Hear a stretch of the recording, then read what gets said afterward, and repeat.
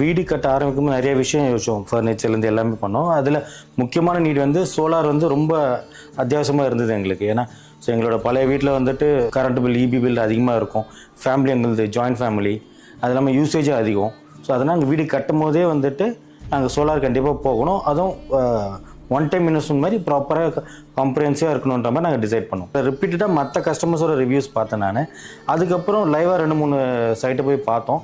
Based on feedback அதில் வந்து shortage பண்ணி 4-5 பேர்கிட்ட கொட்டேஷன் கேட்டேன் நான். இந்த கொட்டேஷன் வாங்கும் போதே யார் ரியலிஸ்டிக்காக இருக்காங்க, யார் ரெஸ்பான்ஸ் நல்லா பண்ணுறாங்க. Maybe as a customer maybe நாங்கள் வந்து டெக்னிக்கலாக இருக்கணும்னு அவசியம் கிடையாது. எங்களோட சில்லி கொஸ்டின்ஸ் கூட அவங்க எப்படி ரெஸ்பாண்ட் பண்ணாங்க, எந்த அளவு கம்ப்ளீட்டாக எங்களுக்கு எக்ஸ்பிளைன் பண்ணாங்கன்றதான் பார்த்து ஷார்டேஜ் பண்ணோம். அதில் ஒன் ஆஃப் தி இதுதான் நம்ம நியூட்ரல் சோலார். ஸோ பின்னாடி சோலார் இருக்கிற பெரிய சப்போர்ட் அண்ட் பேக்கப்பில் நாங்கள் எல்லாமே எலக்ட்ரிக்கலாக தான் சேஞ்ச் பண்ணோம். ஈவன் நார்மல் குக்கிங் இல்லாமல் அதர் குக்கிங்லாம் we are using only induction stove தான். ஸோ நாங்கள் மேக்ஸிமம் யூஸ் பண்ணுறோம். ஸோ ஈவன் டே டைமில் நாங்கள் ஆல்மோஸ்ட் டிவி, ஏசி எல்லாமே ஓடுது. எந்த ஒரு ரெஸ்ட்ரிக்ஷனும் இல்லாமல், எந்த ஒரு பயமும் இல்லாமல் ஜாலியாக ஈஸியாக யூஸ் பண்ணுறோம் நாங்கள். நான் ரெக்கமெண்ட் பண்ணுறேன், everyone as eager to find out எப்படி பண்ணீங்க, என்ன அட்வான்டேஜ் வருது எல்லாமே அவங்களே கேட்குறாங்க. Yes, but slowly but definitely everyone will choose for solar. Thank you. We are privilege to be the neutral solar customer.